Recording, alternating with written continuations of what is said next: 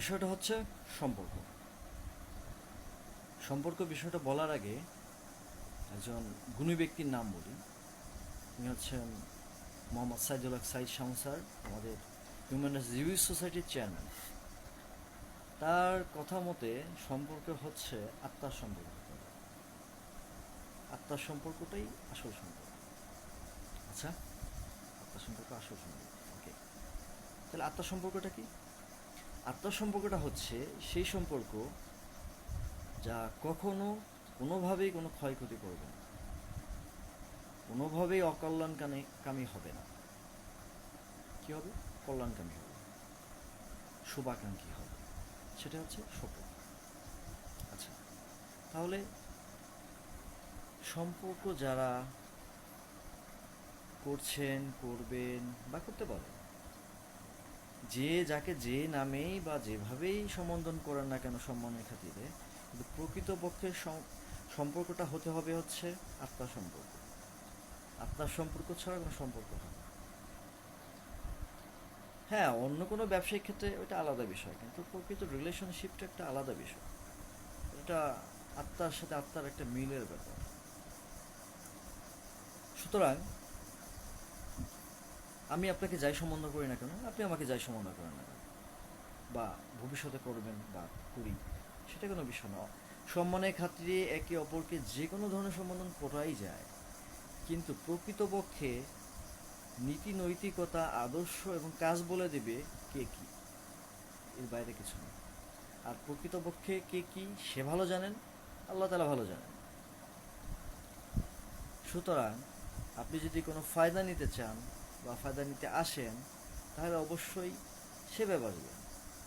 সেটা যদি সম্পর্কের খাতিরে হয়, সম্পর্ক হবে। আর যদি মনে করেন মানবতার খাতিরে হয়, শুধু মানবতা, ওকে। আর যদি কোনো ব্যবসায়িক খাতিরে হয়, সেটা ব্যবসায়িক হবে। কিন্তু সুস্পষ্ট হতে হবে, না বলা কিছু হবে না। যা হবে বলা, যখন যেটা যেখানে যা বলা হয়েছে তখন সেটা সেখানের জন্যই ঠিক আছে, এর বাইরে কিছু নয়। এর বাইরে যদি কিছু বলা হয়ে থাকে, এটাকে বলা হয় বাতিল পন্থা। হ্যাঁ, শয়তানি ডিকশনারি কোনোভাবে অ্যালাউ হবে না, কোনোভাবে অনুমতি পাবে না, পায়ও না। আর সম্পর্ক করাটা ভালো, আল্লাহও পছন্দ করেন, তবে নাফরমানি করাটা ভালো না, ওটা আল্লাহ পছন্দ করেন না। আর নাফরমানি যারা করবে, নাফরমানদের দিকে আল্লাহ ফিরেও তাকাবেন না। সুতরাং সম্পর্কটা একটা ভালো দিক। নাফরমানি একটা বাজে দিক, যেটা আল্লাহও পছন্দ করে না, কেউ পছন্দ করে না। আর যারা করে তারা নিজেরাই তো এটা পছন্দ করে কিনা সন্দেহ। দিন শেষে তারা নিজের বিবেকের কাছে প্রশ্নগুলি পেয়ে যায় যে আসলে তারা যা করছে আদৌ উচিত কিনা, যদি মনুষ্যত্ব বোধ থেকে থাকে। আর যদি মনুষ্যত্ব বোধ না থাকে, সেটা তো আলাদা বিষয়। জড় পদার্থের মতো অবস্থা, বা শুধুমাত্র একটা প্রাণী মাত্র। একটা প্রাণীর কাছ থেকে আপনি তার মনুষ্যের মতো তার বিবেক বিশ্বাসটাকে আপনি ডিজার্ভ করতে পারেন না, তাই না?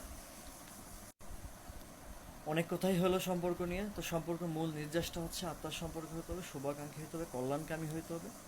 হুম, যেন সবসময় তার দ্বারা উপকারী হয়, কোনো অপকার যেন না হয়, কোনোভাবেই না, কোনোভাবেই না। আবারও বলছি, কোনোভাবেই না। যদি কোনোভাবেই হয়ে থাকে, সে যদি অনিচ্ছাকৃত করে, তাহলে এটা ভুল। ইচ্ছাকৃত কিন্তু এটা ভুল না, অপরাধ। যাই হোক, আল্লাপাক সব কিছু ভালো জানেন, আর মানুষ তো ভুলের ঊর্ধ্বে নয়, সেটা একটা বিষয়।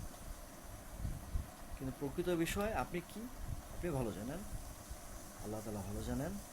সুতরাং যে আসেন, যেখানেই যান, যেভাবেই যান না কেন, আপনি যদি মনে করেন যে আপনি মানে সলিড, হ্যাঁ, সলিড যে বিষয়টা আছে না, সলিড, তাহলে তো সমস্যা নেই। আর আপনি যদি মনে করেন যে না, আপনি একটু কৌশল না অবলম্বন করে নাফরমানি করবেন, হ্যাঁ, কৌশল আর নাফরমানি নিয়ে আমি পরে আবার একটা ভিডিওতে বলবো, আশা রাখি। হ্যাঁ, তো কৌশল অবলম্বন করেন, সেটা ঠিক আছে, কিন্তু কৌশলে কিন্তু কারো ক্ষয়ক্ষতি হয় না। হ্যাঁ, এটা একটা ট্রিক, এই ট্রিকে তো কারো ক্ষয়ক্ষতি হয় না। নাফরমানিতে হচ্ছে মানুষকে ধোঁকা দেওয়া হয়। তো সুতরাং এ থেকে একটু বিরত থাকাটাই ভালো। হ্যাঁ, আল্লাহ পাক সবই জানেন। দিন শেষে তো যা যার হিসাব তার দিতে হবে। তো সুতরাং হিসেব রাখতে হবে একটা, যে আল্লাহ পাকের কাছে হিসেব দিতে হবে। সেভাবে ফ্রেশ হন। কারো কাছে হিসাব দিয়ে আপনি আবার নিজের বিবেকের কাছে নিজে প্রশ্ন করেন, সেই অনুযায়ী কথা বলুন, নিজে নিজে অ্যানালাইসিস করুন যে হিসাবটা দিন শেষে আপনার হিসাব আপনাকেই দিতে হবে, আপনার হিসাব অন্য কেউ দেবে না। মানুষের কাছে কি আপনি ভালো আচরণ করবেন, ভালো ব্যবহার করবেন, আপনি একজন সলিড মানুষ থাকবেন, এটাই একটু ডিজার্ভ করে, তাই না? এর বাইরে তো আসলে একজন মানুষ মানুষের কাছে অন্য কিছু আশা করে না। কি শরিয়ত মারুফত তরিকে হাকিকত দেখান, আপনি স্বাভাবিক বাস্তবিক জীবনটাকে যদি একজনকে সুন্দর না করেন, সুন্দর কথা না করেন, ভালো কথা না বলেন, তাহলে কি হবে? সলিড কথা বলেন, সুন্দরভাবে চলেন, বাস্তবিক লাইফে বাস্তবতা নিয়ে মানুষের কারণে। বাস্তবতার মানে আবার এই নয় যে আপনি আরেকজনকে এক একটা জিনিস দেখাবেন, বলবেন এটি বাস্তবতা, এটি বাস্তব। এগুলো তো দুষ্কৃতিকারীরা করে। হ্যাঁ, দুষ্কৃতিকারী তো হওয়া যাবে না, ভালো মানুষ হতে হবে, ভালো মানুষ হওয়ার চেষ্টা করতে হবে সবসময়। আর ভালো মানুষ ভালোই, সবাই তাদের পছন্দ করে দিন শেষে। যে পছন্দ করে না সেও কিন্তু মনে মনে তাকে বলে যে না, লোকটা ভালো, আসলেই ভালো। নিজের বিবেকের কাছে প্রশ্ন করলে সে নিজেই উত্তর পাবে, আরেকজনকে বলতে হয় না। সুতরাং ভালো হওয়ার চেষ্টা করাটাই ফ্যাক্ট। এখন ডক্টর জাকির নায়ক একটা কথা বলেছিল যে একজন মানুষ তো আর 100% ভালো হওয়ার না। আরে সে মানুষ তো আর ফ্রেশ তা না যে সে একেবারে হবে, সে 5 ওয়াক্ত নামাজ পড়বে ঠিক মতো, হ্যাঁ, সে কি বলে কোনো ধরনের কি বলবো না, মানে কি এটাকে কি বলা যেতে পারে, এটা এক ধরনের বলা যেতে পারে যে একেবারেই যে একেবারে ফ্রেশ, তারে ভাই এটা তো রোবট তোলে। রোবট তো না, মানুষ। মানুষ তার নিজের বিবেক বুদ্ধি বিশ্বাস আছে, নিজস্ব ধ্যান ধারণা আছে, সেভাবে চলবে, সেভাবে চেষ্টা করবে যেন অকল্যাণ না হয়, কারো ক্ষয়ক্ষতি না হয়, কোনো অনিষ্ট না হয়। হ্যাঁ, এটাই তো আশা চাওয়া থাকে, তাই না? তো এটাই হলো প্রকৃতপক্ষে চাওয়া, যে মানুষ মানুষের কাছে এটাই যাবে। আর প্রকৃতপক্ষে আরেকটা বিষয় হচ্ছে সম্পর্ক করুন, ভালো সম্পর্ক করুন, যেটাকে আত্মার সম্পর্ক বলা থাকে। এটাই আসলে প্রকৃত সম্পর্ক, এর বাইরে আসলে কোনো সম্পর্ক না। আপনি এই আত্মার সম্পর্ক থাকলে আসলে আল্লাহ পছন্দ করবেন, কারণ আল্লাহ তো মহান। আর মহান যিনি, তিনি তো মহানুভব, যাদের যে বিষয়গুলো আছে সেগুলোই পছন্দ করবেন, তাই না? তো এখন বিষয় হচ্ছে মানুষকে ভালোবাসুন, প্রকৃত ভালোবাসলে আল্লাহ দেখবেন ভালোবাসে। আমি একটা জিনিস দেখেছি যে যে মানুষটার মধ্যে যত ভালোবাসা বেশি না, আল্লাহ তাকে ভালোবাসেন বেশি। আপনি দেখে মিলিয়ে দেখেন, হ্যাঁ আসলেই ভালোবাসেন। এটা আমার মনে হলো বাস্তব অভিজ্ঞতা থেকে, যার মধ্যে যত বেশি ভালোবাসা বিদ্যমান, আমার কাছে মনে হয় যে আল্লাহ তাকেই বেশি ভালোবাসেন। কারণ কারণ আল্লাহ যাকে ভালোবাসেন বেশি, তাকে ভালোবাসাটা দেনও বেশি।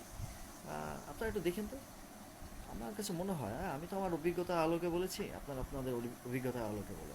আচ্ছা, সর্বোপরি একটা কথা বলি, সেটা হচ্ছে যা বলতে যাচ্ছি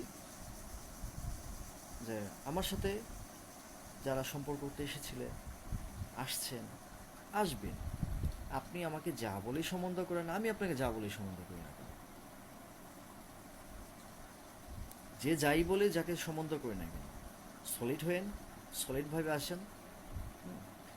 আর প্রকৃতপক্ষে উদ্দেশ্য, নীতি নৈতিকতা আদর্শ এবং কাজ বলে দেবে কি কি, এর বাইরে কোনো কথা নাই। আপনি এর বাইরে আপনি যা বলেন না কেন, যতই ট্রিক করেন না কেন, যতই যেভাবে যান না কেন, কোনো ফায়দা নিতে পারবেন না, কোনো সফলতাও পাবেন না। কারণ আল্লাহ কোনো দুষ্কৃতিকারীকে সফলতা দান করে না, কোনোভাবেই করে না।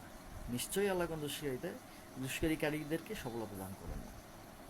সুতরাং এটা লাভ নাই, সলিড হয়ে লাভ আছে।